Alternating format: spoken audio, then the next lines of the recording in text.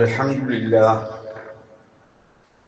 نحمده ونستعينه ونؤمن به ونتوكل عليه ونعوذ بالله من شرور أنفسنا ومن سيئات أعمالنا من يهده الله فلا مضل له ومن يضلله فلا هادي له وأشهد أن لا إله إلا الله وحده لا شريك له وأشهد أن محمدا عبده ورسوله أرسله بالهدى ودين الحق ليظهره على الدين كله ولو كره المشركون اللهم صل على محمد وعلى آل محمد كما صليت على إبراهيم وعلى آل إبراهيم إنك حميد مجيد اللهم بارك على محمد وعلى آل محمد كما باركت على إبراهيم وعلى آل إبراهيم إنك حميد مجيد أما بعد ألا إن خير الكلام كلام الله وخير الهدي هدي محمد صلى الله عليه وسلم وشر الأمور محدثاتها وكل محدثة بدعة وكل بدعة ضلالة وكل ضلالة في النار. أعوذ بالله من الشيطان الرجيم. بسم الله الرحمن الرحيم. يا أيها الذين آمنوا اتقوا الله حق تقاته ولا تموتن إلا وأنتم مسلمون. اتقوا الله عباد الله. സഹോദരങ്ങളെ സഹോദരിമാരെ, അള്ളാഹുവിൻ്റെ വിധിവിലക്കുകൾ ജീവിതത്തിൽ പകർത്തണമെന്ന് എന്നെയും നിങ്ങളെയും ഓർമ്മപ്പെടുത്തുന്നു, വസിയത്ത് ചെയ്യുന്നു. അതിന് അള്ളാഹു നമ്മെ അനുഗ്രഹിക്കുമാറാകട്ടെ. ഇളം തലമുറയുടെ കാര്യത്തിൽ മുതിർന്നവർ, രക്ഷിതാക്കൾ വലിയ ആശങ്കയിലും ഉത്കണ്ഠയിലുമൊക്കെയാണ്. പ്രത്യേകിച്ച് അവധി കാലത്ത് പ്രധാന വില്ലൻ ചീത്ത കൂട്ടുകെട്ട് തന്നെയാണ്. ഇത് ആശങ്കപ്പെടേണ്ട സംഗതി തന്നെ. നമ്മുടെ ആദർശപരമായി ആലോചിച്ചാലും ഒരു വ്യക്തിയുടെ സ്വഭാവം അദ്ദേഹം ഇടകലരുന്ന ആളുകളിൽ ഉണ്ടാകുമെന്നത് റസൂലുള്ളാഹി സ്വല്ലല്ലാഹു അലൈഹി വസല്ലമയുടെ മൊഴിയിലുമുണ്ട്. അള്ളാഹുവിന്റെ റസൂല് പറഞ്ഞത് അർറജുലു അലാ ദീനി ഖലീലിഹി, ഏത് മനുഷ്യനും അവന്റെ കൂട്ടുകാരന്റെ സംസ്കാരം അനുസരിച്ചായിരിക്കും. അതുകൊണ്ട് തന്നെ സംസ്കാരവും സ്വഭാവവും രൂപപ്പെടുത്തുന്നതായി ആണ് കൂട്ടുകെട്ട് എന്നതുകൊണ്ട് തന്നെ ഫൽയൻദുർ അഹദുക്കും മൻ യുഖാലിൽ, ആരോടാണ് ഇടപഴകുന്നതെന്ന് ഓരോരുത്തരും ആലോചിക്കണമെന്ന് റസൂലുള്ളാഹി പറയുകയാണ്. പല രൂപത്തിലും പല സന്ദർഭത്തിലും ഈ കാര്യം റസൂല് പറഞ്ഞിട്ടുണ്ട്. നല്ല കൂട്ടുകെട്ടിനെ റസൂൽ ഉപമിച്ചത് ഒരു കസ്തൂരി കച്ചവടക്കാരൻ, ഒരു അത്തറ് കച്ചവടക്കാരൻ അവന്റെ കൂടെ ഇരിക്കുന്നത് പോലെയാണ്. ഒന്നുകിൽ അത് വാങ്ങും, വാങ്ങിയിട്ടില്ലെങ്കിലും അതിന്റെ സുഗന്ധം ലഭിക്കും. ഇനി ചീത്ത കൂട്ടുകെട്ടാണെങ്കിലോ ഒരു കൊല്ലന്റെ ഇരുമ്പ് പണിക്കാരന്റെ ഒലോക്കിലിരിക്കുന്നവനെ പോലെയാണെന്ന് റസൂൽ. ഒന്നുകിൽ തീപ്പൊരി പാറി വസ്ത്രം കേടാകും, അതുമല്ലെങ്കിൽ അവിടെയുണ്ടാകുന്ന ദുർഗന്ധം അത് അവൻ അനുഭവിക്കേണ്ടി വരും. ഈ രൂപത്തിൽ കൂട്ടുകെട്ടിനെ റസൂൽ സല്ലല്ലാഹു അലൈഹി വസല്ലമ വളരെ വ്യക്തമായി നമുക്ക് പറഞ്ഞു തന്നിരിക്കെ നമ്മുടെ അനുഭവത്തിലും അത് തന്നെയാണല്ലോ ഉള്ളത്. ഈ കാലത്ത് സ്വന്തക്കാരെ തള്ളി തൽപര കക്ഷികളുടെ കൂടെ കൂടി പരാജയപ്പെട്ടു പോകുന്ന എത്രയോ ചെറുപ്പക്കാരെ നമ്മൾ കാണുകയാണ്. വൈകിയാണ് അവർ വിവരം അറിയുന്നത്. ബിസിനസ് രംഗത്താണെങ്കിലും മറ്റേത് മേഖലയിലാണെങ്കിലും ഇളം തലമുറ വേരും മരവും തമ്മിലുള്ള ബന്ധം മറന്ന് ജീവിക്കുന്നു. വേരും മരവും തമ്മിലുള്ള ബന്ധം എന്താണ്? ആ മരത്തിന്റെ വളർച്ചയും ഉയർച്ചയും കൊടും വേനലിലും അത് ഉണങ്ങാതെ നിൽക്കുന്നതും അതിന് വേരുകളുള്ളത് കൊണ്ടാണ്. വേരിന്റെ നോട്ടം മരത്തെ ഉപയോഗപ്പെടുത്താനല്ല, മറിച്ച് മരത്തെ നിലനിർത്താനാണ്. പുറമെയുള്ള ആളുകൾ മരത്തെ നോക്കുന്നത് അതിന്റെ പൂവും കായയുമാണ്. അവർക്കത് ഉപയോഗിക്കുകയാണ് വേണ്ടത്, ഉപഭോക്താക്കളാണവർ. എന്നാൽ ഇളം തലമുറ ഇന്ന് വേര് അറുത്തിട്ട് വളരാൻ ശ്രമിക്കുന്ന ദയനീയമായ കാഴ്ച.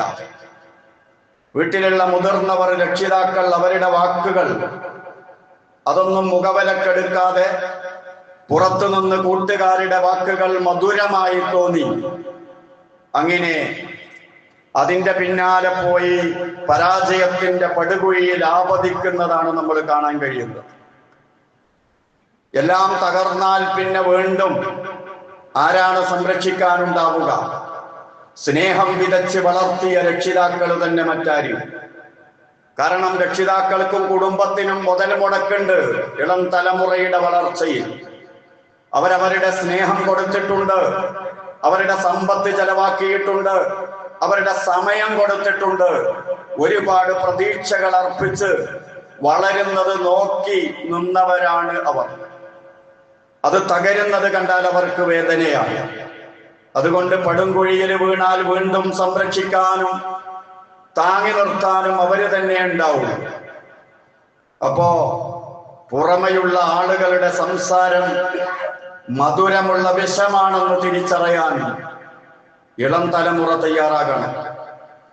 എന്നാൽ കുടുംബത്തിന്റെ രക്ഷിതാക്കളുടെ, മാതാപിതാക്കളുടെ ഉപദേശങ്ങൾ അത് കയ്പുള്ള ഔഷധമാണ്, ഗുണത്തിനാണ്. ഇത് കൃത്യമായി തിരിച്ചറിയുന്നത് അവരും വളർന്ന് വലുതായി രക്ഷിതാക്കളാകുന്ന സമയത്താണ്.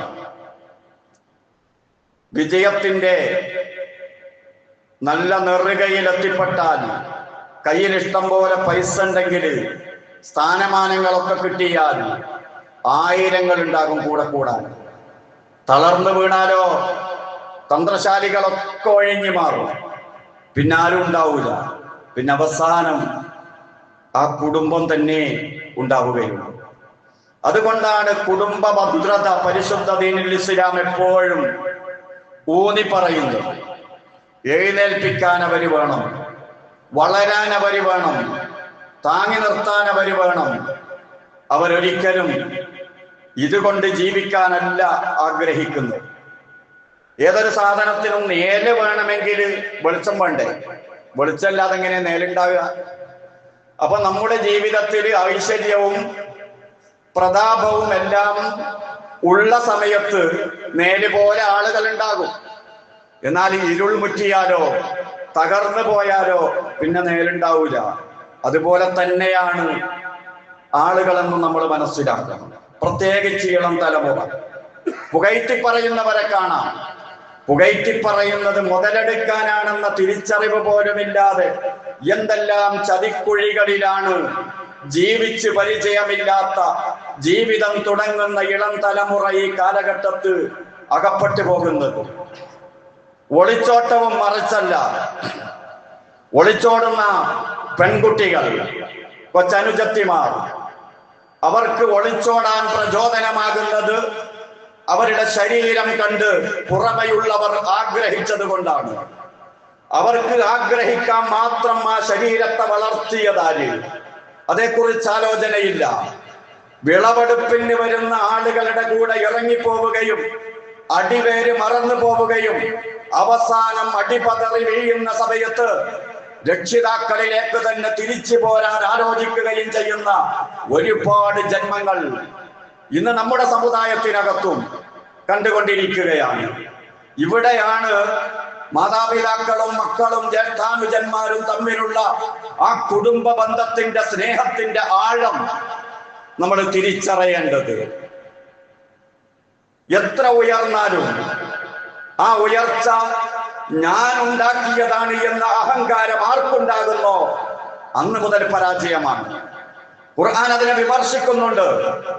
എന്റെ ഉയർച്ചയിൽ ഒരുപാട് ഉറ്റവരുടെ വിയർപ്പുണ്ട് എന്ന് തിരിച്ചറിയണം. അവരുടെ സമയമുണ്ട്, അവരുടെ അധ്വാനമുണ്ട് എന്ന് തിരിച്ചറിയണം. അങ്ങനെ തിരിച്ചറിയുന്ന സമയത്താണ് എത്ര ഉയർന്നാലും കുടുംബത്തോട് ഒട്ടി നിൽക്കാൻ, ചേർന്ന് നിൽക്കാൻ നമുക്ക് കഴിയുക.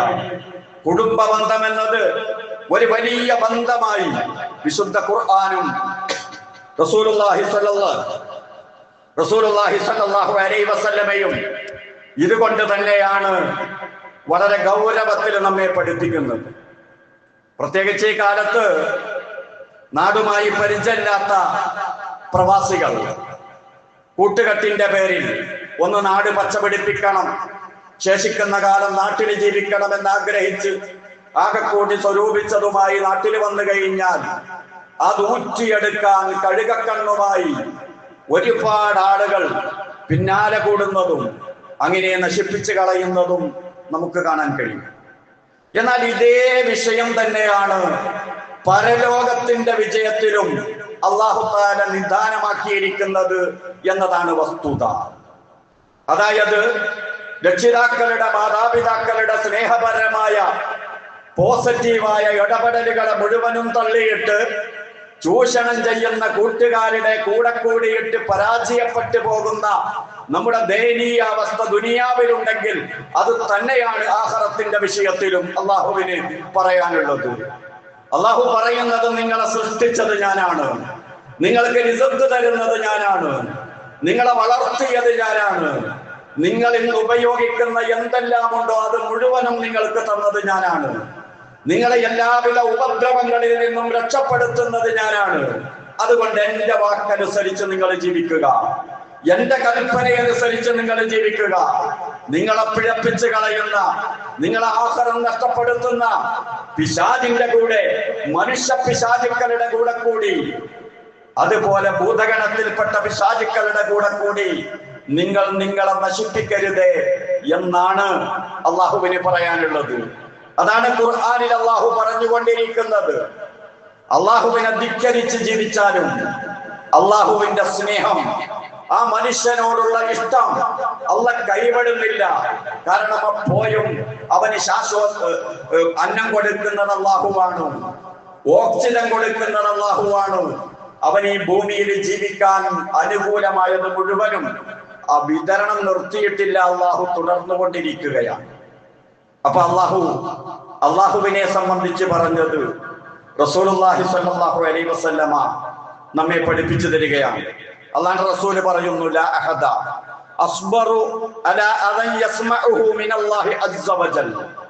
അള്ളാഹുവിനേക്കാൾ സഹനമുള്ളവൻ ആര്? അള്ളാഹുവിനേക്കാൾ ക്ഷമയുള്ളവൻ ആര്? ആരുമില്ല. കാരണം ഇന്നഹു യുശ്റകു ബിഹി വയജ്അലു ലഹുൽ വലദ്. അള്ളാഹുവിന് മക്കളുണ്ട് എന്ന് പറയുന്നു, അള്ളാഹുവിനോട് പങ്കു ചേർക്കപ്പെടുന്നു. എന്നിട്ടും ആ പറയപ്പെടുന്നവർക്ക് അല്ലാഹ് ആഫിയത്ത് കൊടുക്കുന്നു. എന്നിട്ടും ആ പറയുന്നവർക്ക് അല്ലാഹ് റിസ്ക് കൊടുക്കുന്നു. അള്ളാഹു എല്ലാം കൊടുത്തിട്ടും അള്ളാഹു പറഞ്ഞതിനെ ധിക്കരിക്കുന്ന, അള്ളാഹുവിനെ ബുദ്ധിമുട്ടിക്കാൻ ശ്രമിക്കുന്നു എന്നാണ് അള്ളാഹു തആല. ആ പ്രയോഗം തന്നെ വലിയ പ്രയോഗമാണ്. അള്ളാഹുവിന് ഒരു ഉപദ്രവവും ഏൽപ്പിക്കാൻ ആർക്കും കഴിയില്ല. പക്ഷെ അള്ളാഹ് പറയുന്നു അള്ളാഹിനെ ഉപദ്രവിക്കുന്നു എന്ന് പറഞ്ഞാൽ അള്ളാഹുവിന്റെ വാക്ക് ധിക്കരിക്കുന്നത്, അള്ളാഹുവിനെതിരായി പ്രവർത്തിക്കുന്നതിനെ അള്ളാഹു ആ രൂപത്തിൽ പരിചയപ്പെടുത്തുകയാണ്. വീണ്ടും റബ്ബ് പറയാണ്, കദ്ദബനി ഇബ്നു ആദം, മനുഷ്യൻ എന്നെ കളവാക്കി കളഞ്ഞു. വലം യകുൽ ലഹു ദാലിക, അവൻ അങ്ങനെ ചെയ്യാൻ പാടില്ലായിരുന്നു. ഞാൻ അവനുമായി എത്ര വലിയ ബന്ധ, എല്ലാം കൊടുത്തിട്ട് എന്നെ കളവാക്കുന്നു. വശതമനി, എന്നെ മനുഷ്യൻ ചീത്ത പറയുന്നു. വലം യകുൽ ലഹു ദാലിക, അങ്ങനെ അവൻ എന്നെ ചീത്ത പറയാൻ പാടില്ലായിരുന്നു. അല്ലാഹ് പറയാ, എന്നെ മനുഷ്യൻ ചീത്ത പറയുന്നു, എന്നെ മനുഷ്യൻ കളവാക്കുന്നു. എന്നിട്ട് അല്ലാഹ് തന്നെ വിശദീകരിക്കുന്നു, ഫഅമ്മാ തക്ദീബുഹു, അവൻ എന്നെ കളവാക്കിയത് എങ്ങനെയാ? ഈ ആയ ഫസഅമ അന്നി ലാ അഖ്ദിറു അലാ അൻ ഉഈദഹു കമാ കാൻ, അവൻ ഇപ്പോൾ ഉള്ളതുപോലെ വീണ്ടും അവനെ എനിക്ക് പുനർജീവിപ്പിക്കാൻ കഴിയില്ല എന്ന് എന്നെ സംബന്ധിച്ച് അവൻ പറയുന്നു. ഞാൻ പറയുന്നു ആ മനുഷ്യനെ വീണ്ടും ഞാൻ ഉണ്ടാക്കുമെന്ന്. മനുഷ്യൻ തിരിഞ്ഞു നിന്ന് എന്നോട് പറയുന്നു സാധ്യല്ല, അതെന്നെ കളവാക്കലല്ലേ. എന്നെ അവൻ ചീത്ത പറയുന്നത് എനിക്ക് മക്കളുണ്ട് എന്ന് പറയുന്നു. അള്ളാഹുവിനെ സംബന്ധിച്ചിടത്തോളം അത് വലിയ ചീത്ത പറച്ചിലാണ്. കാരണം അള്ളാഹ് പറയാ ഞാൻ എത്ര പരിശുദ്ധൻ. നമ്മൾ പറയുന്നു സുബ്ഹാനല്ലാഹ്, അല്ലാഹു എത്ര പരിശുദ്ധൻ. അല്ലാഹ് പറയുന്നു ഫസുബ്ഹാനി, ഞാൻ എത്ര പരിശുദ്ധൻ. ഞാൻ കുട്ടികളെ സ്വീകരിച്ചിട്ടില്ല, ഞാൻ ഭാര്യയെ സ്വീകരിച്ചിട്ടില്ല, ഇണയെ സ്വീകരിച്ചിട്ടില്ല. ഇണയെ സ്വീകരിക്കുന്നതിനെ തൊട്ടും കുട്ടികളെ സ്വീകരിക്കുന്നതിനെ തൊട്ടും ഞാൻ എത്ര പരിശുദ്ധൻ എന്ന് അല്ലാഹു തആല പറഞ്ഞത് ഇമാം ബുഖാരി റിപ്പോർട്ട് ചെയ്യുന്ന ഹദീസിൽ നമുക്ക് കാണാൻ കഴിയും. അതുപോലെ അള്ളാഹുവിനെ ബുദ്ധിമുട്ടിക്കുക എന്ന് പറഞ്ഞാൽ ആ പദപ്രയോഗം തന്നെയാണ് അള്ളാഹു നടത്തുന്നത്. അള്ളാഹുവിന്റെ വാക്ക് ധിക്കരിക്കുന്ന, അള്ളാഹുവിനെ എതിർക്കുന്ന പരിപാടി. ആ പരിപാടി നടത്തുന്നത് അള്ളാഹുവിന്റെ തീരുമാനം അംഗീകരിക്കാതിരിക്കുക. നമ്മുടെ ജീവിതത്തിൽ വല്ല ഹൈറും കിട്ടി, അത് അള്ളാന്റെ തീരുമാനമാണ്. വല്ല ഷർറും ഉണ്ടായി, അത് റബ്ബിന്റെ തീരുമാനമാണ്. റബ്ബ് തീരുമാനിച്ച് നടപ്പിൽ വരുത്തുകയാണ്. നമുക്കത് പറ്റാത്ത രൂപത്തിലുള്ള ഒരു മാനസികാവസ്ഥ അള്ളാനെ കൊള്ള തിരിഞ്ഞിരിക്കുക. അപ്പൊ എന്താ പറഞ്ഞത്? ആ നിലപാടിന്റെ അർത്ഥം എന്താ? അള്ളാഹ് തീരുമാനിച്ചതും നടപ്പിൽ വരുത്തുന്നതും എനിക്ക് പറ്റൂല, അതല്ലേ? തവാഅക്ക് അതൊരു പൊരുത്തപ്പെടണം എന്ന് പറയുന്നത് അതുകൊണ്ടാ. നമ്മളെ കൊണ്ട് വെറുതെ അധികരിക്കുന്നത് റളിതു ബില്ലാഹി റബ്ബ വബിൽ ഇസ്ലാമി ദീന വബിമുഹമ്മദിൻ നബിയ്യ. എന്റെ റബ്ബിനെ റബ്ബായി ഞാൻ പൊരുത്തപ്പെട്ടിരിക്കുന്നു. അവൻ എന്ത് ചെയ്താലും അവൻ തന്നതെല്ലാം എനിക്ക് പൊരുത്തമാണ്, അവൻ വീതിച്ചു തന്നത് എനിക്ക് ഇഷ്ടമാണ് എന്ന് പറയണം. അല്ലാഹു തആല വീണ്ടും പറയുന്നു, യുഹദീനി ബിനു ആദം, മനുഷ്യൻ എന്നെ ഉപദ്രവിക്കുന്നു. അവൻ കാലത്തെ ചീത്ത പറയുന്നു. ഇതെന്തൊരു കാലക്കേടാ എന്നൊരു പ്രയോഗല്ലേ? ശ്രദ്ധിക്കണം. ഒരു കാലക്കേടും ഇല്ല, എല്ലാം അല്ലാഹു നൽകുന്നതാണ്. ഞാനാണ് കാലം എന്ന് പറഞ്ഞാൽ രാപ്പകലുകൾ ഉണ്ടാക്കുന്നത് ഞാനാണ്, ആഴ്ചകളും മാസങ്ങളും വർഷങ്ങളും ഉണ്ടാക്കുന്നത് ഞാനാണ്. അങ്ങനെ ഞാൻ ഉണ്ടാക്കിക്കൊണ്ടിരിക്കുന്ന കാലം, ആ കാലത്ത് ഏതെങ്കിലും കാലങ്ങളിൽ ആർക്ക് എന്തൊക്കെ കൊടുക്കണമെന്ന് തീരുമാനിക്കുന്നതും ഞാൻ. പിന്നെന്തിന് കാലത്തെ കുറ്റപ്പെടുത്തണം? കാലത്തെ പഴിക്കുക വഴി എന്നെയാണ് പഴിക്കുന്നത് എന്ന് അല്ലാഹു. നമ്മളുടെ ഒരു സാധനം ഇകയ്ക്ക് സംസാരിച്ചാൽ നമ്മൾ ഇഷ്ടപ്പെടുവോ? നമ്മളൊരു വാഹനം വാങ്ങി വളരെ മോശമായിട്ട് അതിന് ആളുകൾ അവതരിപ്പിച്ചാൽ അത് നമ്മൾ ചീത്തറയലല്ലേ? അപ്പൊ അള്ളാഹ് ഉണ്ടാക്കുന്ന കാലത്തെ എന്തിന് ചീത്ത പറയണം? അള്ളാഹ് ചോദിക്കുകയാ. അതുകൊണ്ട് വളരെ ശ്രദ്ധിക്കണം. കാലം അത് അള്ളാഹുവിന്റെ സൃഷ്ടിയാണ്. ഇമാം ബുഖാരിയും മുസ്ലിമും നിവേദനം ചെയ്ത ഹദീസിൽ നമുക്ക് കാണാൻ കഴിയും. ഖുർആനിൽ അല്ലാഹ് പറഞ്ഞല്ലോ, ഫഖലഖ കുല്ല ശൈഇൻ ഫഖദ്ദറഹു തഖ്ദീറാ. എല്ലാം ഉണ്ടാക്കിയത് അല്ലാഹുവാണ്, എല്ലാം കണക്കാക്കുന്നതും അല്ലാഹുവാണ്. ഇമാം ഷാഫി റഹ്മത്തുള്ളാഹി അലൈഹി ഇതിനെ വിശദീകരിച്ചതായി കാണാൻ കഴിയും. അദ്ദേഹം പറയുന്നു, ഫയഖൂലൂന ഇന്നമാ യുഹ്ലികുന അദ്ദഹർ, കാലമാണ് നമ്മെ നശിപ്പിച്ചത്, കാലക്കേടാണ് എന്ന് പറയുന്ന ജാഹിലിയ്യ കാലഘട്ടത്തിലുള്ള വർത്തമാനം. ആ വർത്തമാനത്തെയാണ് അല്ലാഹു സുബ്ഹാനഹു വ തആല ഇവിടെ വിമർശിക്കുന്നത് എന്ന് നമുക്ക് കാണാം. അപ്പൊ അള്ളാഹുവിനെ ബുദ്ധിമുട്ടിക്കുക, അള്ളാഹുവിനെ ഇടങ്ങാറാക്കുക എന്ന് പറയുന്നത് കുഫർ, ശിർക്ക്, അതിന്റെ ഇനങ്ങൾ, ഇതൊക്കെ സ്വീകരിക്കലാണ്. അതൊക്കെ അല്ലാഹു തആല വിലക്കിയ സംഗതികളാണ്. അള്ളാഹുവിന്റെ മഹാരിമുകൾ, അള്ളാഹു നിഷിദ്ധമാക്കിയ കാര്യങ്ങൾ, അള്ളാഹുവിന്റെ വിധിവിലക്കുകൾ, അവന്റെ ശരീഅത്ത്, ഈ ശരീഅത്തിനെ നിഷേധിക്കലും അതിനെ തള്ളിപ്പറയലുമെല്ലാം അള്ളാഹുവിന് എതിര് സംസാരിക്കുന്നതിന്റെ ഗണത്തിലാണ് അള്ളാഹു പഠിപ്പിക്കുന്നത്. അതുപോലെ റസൂലിനെ ഉപദ്രവിക്കുക. റസൂലിനെ ഉപദ്രവിക്കുക എന്ന് പറഞ്ഞാൽ അതിന്റെ അർത്ഥം സുന്നത്തിന്റെ വിരുദ്ധമായി പ്രവർത്തിക്കുക. ഒരാൾ ഒരു ബിദ്അത്ത് ചെയ്തു, ആ ബിദ്അത്ത് ചെയ്താൽ റസൂലിനെ ഉപദ്രവിക്കലാണ്. അങ്ങനെയാണ് റസൂൽ അത് പഠിപ്പിക്കുന്നത്. റസൂലിനെ ഉപദ്രവിച്ചാൽ ആ ഉപദ്രവത്തിന്റെ ഫലം റസൂലിന് അനുഭവപ്പെടുന്നു എന്ന അർത്ഥത്തിലല്ല. അള്ളാഹുവിനെ ഉപദ്രവിക്കുക എന്ന് പറഞ്ഞാൽ അതിന്റെ ഫലം ഭവിഷ്യത്തിൽ അള്ളാഹുവിന് അനുഭവപ്പെടുന്നു എന്ന അർത്ഥത്തിലുമല്ല. അത് ഈ കക്ഷിക്ക് തന്നെയാണ് അനുഭവപ്പെടുക എന്ന് അല്ലാഹു തആല വിശുദ്ധ ഖുർആനിൽ വളരെ വ്യക്തമായി പറയുന്നുണ്ട്. അല്ലാഹ് പറയുന്നു, ആരാണ് പിന്നിലേക്ക് പോകുന്നത്? അല്ലാഹ് പറഞ്ഞതിന് വിരുദ്ധമായി പ്രവർത്തിച്ചിട്ട് അത് തള്ളിയാലാണ് പിന്നിലേക്ക് പോകുന്നത്. അള്ളാഹ് അതുകൊണ്ട് ഒരു ലററും ഒരു ഉപദ്രവവും ബാധിക്കുകയില്ല. ഈ വ്യക്തിക്ക് തന്നെയാണത് ബാധിക്കുക. എന്നെ ഉപദ്രവിക്കാൻ നിങ്ങൾക്ക് സാധ്യമല്ല. അങ്ങനെയാകുമ്പോൾ നിങ്ങൾ എന്നെ ഉപദ്രവിക്കുമായിരുന്നു. എനിക്ക് ഉപകാരം ചെയ്യാനും സാധ്യമല്ല. അങ്ങനെയായിരുന്നുവെങ്കിൽ എനിക്ക് വല്ല ഉപകാരവും നിങ്ങൾക്ക് ചെയ്തു തരാമായിരുന്നു. അതുകൊണ്ട് എന്നെ ഉപദ്രവിക്കാനോ എനിക്ക് വല്ല ബുദ്ധിമുട്ടുകളും ഏൽപ്പിക്കാനോ വല്ല ഉപകാരങ്ങളും ചെയ്തു തരാനോ നിങ്ങൾക്ക് സാധ്യമല്ല. പക്ഷേ നിങ്ങൾ എന്റെ കൽപ്പനയെ ധിക്കരിക്കുക വഴി എന്നെ എതിർക്കുന്നത് പോലെയാണ് പ്രവർത്തിക്കുന്നത്. അതിന്റെ അനന്തര ഫലം നിങ്ങൾ തന്നെ അനുഭവിക്കേണ്ടി വരും എന്ന അർത്ഥത്തിൽ വ്യക്തമായി അല്ലാഹു തആല നമ്മോട് പറഞ്ഞു തരികയാണ്. ഒരു വിഭാഗം ആളുകൾ അവർ അള്ളാഹുവിനെ ഉപദ്രവിക്കാൻ ശ്രമിക്കുന്നു എന്ന് പറഞ്ഞാൽ അള്ളാഹുവിനെ എതിര് പ്രവർത്തിക്കുന്നു.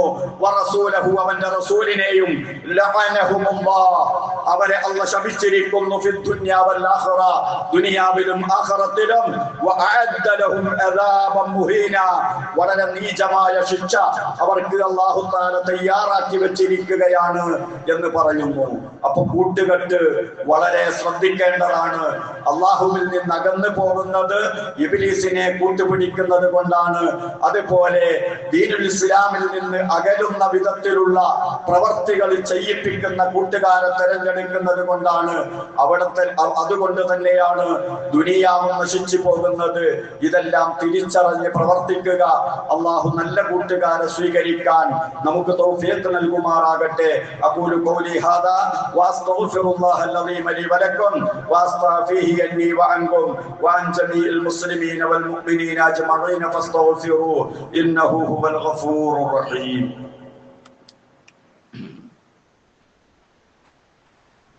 الحمد لله والصلاة والسلام على رسول الله وعلى آله الفائزين برضا الله. اوصيكم عباد الله وإياي بتقوى الله. സഹോദരങ്ങളെ സഹോദരിമാരെ, അള്ളാഹുവിന്റെ വിധിവിലക്കുകൾ അനുസരിച്ച് ജീവിക്കണേ എന്നൊരിക്കൽ കൂടി എന്നെയും നിങ്ങളെയും ഓർമ്മപ്പെടുത്തുന്നു, വസിയത്ത് ചെയ്യും. ഇവിടെ ഐഹിക വിഷയത്തിൽ പറഞ്ഞു വന്നതുപോലെ ചീത്ത കൂട്ടുകാർ ആളുകളെ ചൂഷണം ചെയ്ത് ചതിക്കുഴിയിലാക്കി പരാജയപ്പെടുത്തി ഊറിച്ചിരിക്കും. അവർ വീണ്ടും മറ്റൊരിരയെ അന്വേഷിച്ച് നടക്കും. അതുപോലെ തന്നെയാണ് ആഖിറത്തിന്റെ വിഷയത്തിൽ ശൈത്താനും ചെയ്യുന്നത്. ഒരു വ്യക്തിയെ പരാജയപ്പെടുത്തി കഴിഞ്ഞാൽ പിന്നെ അവനെ തൊട്ട് ശൈത്താൻ ഓടിപ്പോകും എന്നാണ് ഖുർആൻ പറയുന്നത്. ഓനെ പിന്നെ ശൈത്താൻ ആവശ്യമില്ല, കാരണം പണി അവിടെ പൂർത്തിയായി കഴിഞ്ഞു. മനുഷ്യനെ പിഴപ്പിക്കുന്നതും ഇതുപോലെ തന്നെയായി. രണ്ടും ഒന്നിച്ച് പറയുന്നുണ്ട് ഖുർആനിൽ. മദീനയിൽ ബനു നളീർ എന്ന ഒരു ജൂത കുടുംബം ഉണ്ടായിരുന്നു. അവർ ഇസ്ലാമിനെതിരെ പ്രവർത്തിച്ചു, റസൂലുമായുള്ള കരാറ് ലംഘിച്ചു. അപ്പൊ മദീനയിലുള്ള ജൂതന്മാർ ഈ ജൂതന്മാരായ ബനു നളീറുകാരുടെ അടുത്ത് മദീനയിലുള്ള മുനാഫിക്കുകൾ, റസൂലിന്റെ പള്ളിയിൽ വന്ന് നിസ്കരിക്കുന്ന, മുസ്ലിമായി ജീവിച്ചുകൊണ്ടിരിക്കുന്ന, ബാഹ്യമായി മുസ്ലിമായി ജീവിക്കുന്ന മുനാഫിക്കുകൾ ഈ ബനു നളീറുകാരുടെ കോട്ടക്കകത്ത് ചെന്നു. എന്നിട്ട് അവരോട് പറഞ്ഞു, നിങ്ങളെ ഇവിടുന്ന് പുറത്താക്കണം എന്നൊരു പരിപാടി ഉണ്ട്, നടക്കൂല, ഞങ്ങളുണ്ടാവും നിങ്ങളുടെ കൂടെ. നിങ്ങളിപ്പോ റസൂലിനോടും സഹാബത്തിനോടൊക്കെ യുദ്ധം ചെയ്യുകയാണെങ്കിൽ നിങ്ങളെ പക്ഷത്തായിരിക്കും ഞങ്ങൾ. നിങ്ങളെ പുറത്താക്കണമെങ്കിൽ ഞങ്ങളെയും കൂടി പുറത്താക്കേണ്ടി വരും എന്നൊക്കെ പറഞ്ഞിട്ട് ഇവർക്ക് വലിയ പിൻബലം കൊടുത്തു. പക്ഷെ നടന്നത് ബനു നളീറുകാർ ഇറങ്ങി ഓടേണ്ടി വന്നു. റസൂലിനെ എതിർക്കാൻ അവർക്ക് കഴിഞ്ഞില്ല. ഈ ഒരു സംഭവം പറഞ്ഞുകൊണ്ട് അല്ലാഹു ഖുർആനിൽ പറയുന്നത് കമസലി ശൈത്താൻ, ശൈത്താന്റെ പണി തന്നെ എവിടെ നടന്നത്.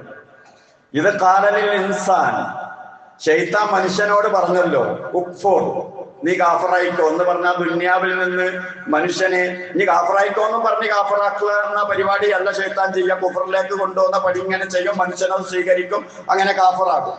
പരമ കഫറ, മനുഷ്യൻ കാഫറായാൽ പരലോകത്ത് ശൈത്താൻ എന്ത് പറയും? കാല ഇന്നി ബരിയും മിങ്ക, ഞാൻ നിന്റെ കൂടെ ഇല്ലട്ടോ, ഇന്നി അഖാഫുല്ലാഹ റബ്ബൽ ആലമീൻ, എനിക്ക് അള്ളാഹിനെ പേടിയാണ്. ശൈത്താൻ മനുഷ്യനെ കാഫറാക്കിയിട്ട് ആഖിറത്തിൽ എത്തിയാൽ പറയും ഇനി ഞാൻ നിങ്ങളുടെ കൂടെ ഇല്ല. അങ്ങനെയാണല്ലോ. ശൈത്താൻ ആകെ ഒരു സുജൂദല്ലേ ഇബ്ലീസ് ഒഴിവാക്കിയത്. ഒരുപാട് സുജൂദ് ഒഴിവാക്കിയവന്റെ കൂടെ പിന്നെ ഇബ്ലീസിന് കിട്ടുമോ? അള്ളാഹ് അല്ലാത്തവർക്ക് വേണ്ടി സുജൂദ് ചെയ്ത മുശ്രിക്കിന്റെ കൂടെ പിന്നെ ശൈത്താന് കിട്ടുമോ? ശൈത്താനെ ആഖിറത്തിൽ അള്ളാഹ് രക്ഷപ്പെടുത്തുന്നല്ല, രണ്ടാളോടും നരകത്ത് പോകാൻ പറയുന്നുണ്ട്. അള്ളാഹ് മറ്റൊരു സ്ഥലത്ത് പറഞ്ഞത് വഖാല ശൈത്താൻ, മനുഷ്യരെന്ന് ശൈത്താൻ പറയും ലമ്മാ ഖുദിയൽ അംറു, കാര്യങ്ങളൊക്കെ തീരുമാനായാൽ അള്ളാഹ് പറയും ഇന്നല്ലാഹ വഅദ, ശൈത്താൻ പറയും ഇന്നല്ലാഹ വഅദക്കും വഅദൽ ഹഖ്, അള്ളാഹ് നിങ്ങളോട് പറഞ്ഞ് നേരായിരുന്നു. നിസ്കരിച്ച് നടന്നാല് തൗഹീദ് ഉൾക്കൊണ്ടാല് സ്വർഗ്ഗണ്ട് എന്ന് അള്ളാഹ് പറഞ്ഞല്ലോ, അത് നേരായിരുന്നു കേട്ടോ. എന്നാ വഅദതുക്കും ഫഅഖലഫ്തുക്കും, ഞാൻ നിങ്ങളോട് വാഗ്ദത്തം ചെയ്തു, ഞാൻ ആ വാഗ്ദത്തം ലംഘിക്കുകയും ചെയ്തു. നിങ്ങൾ എന്റെ കൂടെ കൂടിയാൽ ഞാൻ നിങ്ങളെ അങ്ങ് രക്ഷപ്പെടുത്തും. നിങ്ങൾ ഇവിടെ വന്നാൽ നിങ്ങളെ രക്ഷപ്പെടുത്താൻ ഒരുപാട് ആളുകൾ ഉണ്ടാവും എന്നൊക്കെയാണ് ഞാൻ നിങ്ങളോട് ചെയ്ത കരാറ്. അത് ഞാനിതാ ലംഘിക്കുന്നു. എന്തേ കാരണം? കാനലി അലൈക്കും മിൻ സുൽത്താൻ, എനിക്കൊരു അധികാരവും ഇല്ല നിങ്ങളുടെ മേൽ. ഞാൻ നിങ്ങളോട് പറഞ്ഞേ ഉള്ളൂ. ഞാൻ നിങ്ങളോട് പറഞ്ഞു ഇല്ല ദഅവതുക്കും, ഞാൻ നിങ്ങളെ എന്റെ അടുത്തേക്ക് ക്ഷണിച്ചു. ഫസ്തജബ്തുലി, നിങ്ങൾ എനിക്ക് ഉത്തരം ചെയ്തു. ഞാൻ പറഞ്ഞ നിങ്ങൾ സ്വീകരിച്ചു.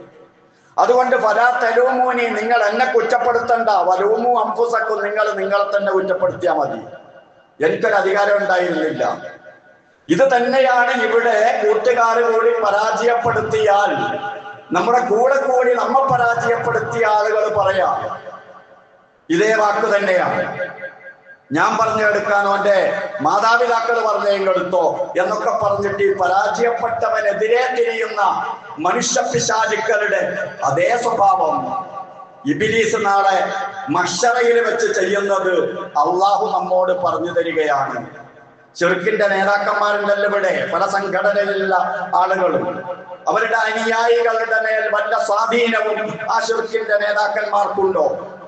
ഈ അണികളെ കൊണ്ട് ശിർക്ക് ചെയ്യിപ്പിക്കാൻ വല്ല അധികാരവും ഉണ്ടോ? ഇല്ല. അവരിങ്ങനെ പല പ്രസ്താവനകളും നടത്തുന്നു. അണികൾ അന്ധമായി അത് വിശ്വസിച്ചിട്ട് അങ്ങനെ ചെയ്യുന്നു. ഒന്ന്, വിചിന്തനം നടത്താൻ, ഞാൻ എന്തിന് ഈ നേതാക്കന്മാരെ അംഗീകരിച്ചിട്ട് അള്ളാനെ തള്ളണം എന്ന് ചിന്തിക്കാൻ അവർ ഉപയോഗപ്പെടുത്താത്തത് കൊണ്ട് പരാജയപ്പെടുന്നതാണ്. അതുകൊണ്ട് ഓരോ വ്യക്തിയുടെയും പരാജയ കാരണം സ്വയം ഏറ്റെടുക്കേണ്ടി വരുമെന്നത് കൃത്യമായി അല്ലാഹു തആല ഇതിലൂടെയെല്ലാം നമ്മെ പഠിപ്പിക്കുകയാണ്. അവസാനമായി അള്ളാഹുവിന്റെ ഒരു പ്രഖ്യാപനം, അൽ-അഖില്ലാഉ യൗമഇദിൻ ബഅ്ദുഹുൽ ലിബഅദിൻ അദുവ്വ്, ഏതെല്ലാം കൂട്ടുകാരുണ്ടോ അവരെല്ലാവരും പരസ്പരം അന്നേ ദിവസം ശത്രുക്കളായിരിക്കും. എല്ലാ കൂട്ടുകാരും ശത്രുക്കളായിരിക്കും. ഇല്ലൽ മുത്തഖീൻ, മുത്തഖീങ്ങൾ ഒഴികെ. മുത്തഖീങ്ങളായ കൂട്ടുകാർ ആ കൂട്ടുകെട്ടിന്റെ പേരിൽ അർശിന്റെ തണലിലാണ്. അതുകൊണ്ട് പ്രത്യേകിച്ച് എന്റെ കൊച്ചനുജന്മാരോട് പറയട്ടെ, നിങ്ങൾ ഉച്ചമിത്രുക്കളെ സ്വീകരിക്കുമ്പോ, അടുത്ത ഫ്രണ്ടിനെ കണ്ടെത്തുമ്പോ ഏറ്റവും നല്ല കൂട്ടുകാരൻ, നമസ്കരിക്കുന്ന കൂട്ടുകാർ, നല്ലത് പറഞ്ഞു തരുന്ന കൂട്ടുകാർ, അവരെയാണ് സ്വീകരിക്കേണ്ടത്. എങ്കിൽ അല്ലാഹുവിന്റെ അർശിന്റെ തണലിൽ എത്താം. അല്ലാതെ ദുനിയാവും പരാജയപ്പെട്ട് ആഖിറവും പരാജയപ്പെട്ട് ആകെ പരാജയപ്പെട്ടു പോകുന്ന പ്രവർത്തനത്തിലെത്തുന്നത്, അവസ്ഥയിലെത്തുന്നത് കൂട്ടുകെട്ട് കൊണ്ട് തന്നെയാണ്. അല്ലാഹു നല്ല കൂട്ടുകെട്ട് നൽകി നമ്മുടെ മക്കളെ അനുഗ്രഹിക്കുമാറാകട്ടെ.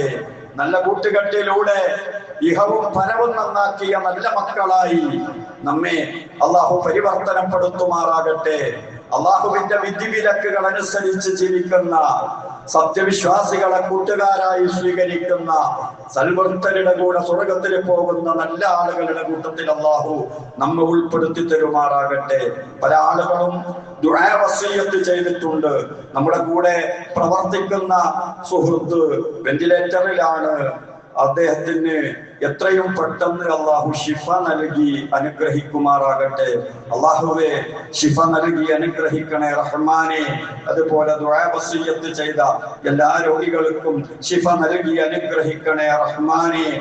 ഞങ്ങളുടെ മാതാപിതാക്കൾ പ്രയാസത്തിലാണ്, ആരോഗ്യ പ്രശ്നമുണ്ട്, ആരോഗ്യം നൽകി അനുഗ്രഹിക്കണേ റഹ്മാനെ. ശിഫ നൽകി അനുഗ്രഹിക്കണേ റഹ്മാനെ. ആരോഗ്യത്തോടു കൂടിയുള്ള ദീർഘായുസ് നൽകി അനുഗ്രഹിക്കണേ റഹ്മാനെ. അല്ലാഹുവേ, എല്ലാവിധ അപാകതകളും പുറത്തു തരണേ റഹ്മാനെ. സ്വർഗത്തിലാക്കണേ റഹ്മാനെ. കുടുംബസമേതം സ്വർഗത്തിൽ പോകുന്ന ആളുകളുടെ കൂട്ടത്തിൽ ഉൾപ്പെടുത്തണേ റഹ്മാനെ. യാതൊരുവിധ ബുദ്ധിമുട്ടുകളും കാണേണ്ടി വരുന്ന, കേൾക്കേണ്ടി വരുന്ന ദുരവസ്ഥയിൽ നിന്ന് രക്ഷപ്പെടുത്തണേ റഹ്മാനെ. എല്ലാ വിപത്തുകളിൽ നിന്നും രക്ഷപ്പെടുത്തണേ റഹ്മാനെ. اللهم اغفر للمؤمنين والمؤمنات والمسلمين والمسلمات الأحياء منهم والأموات.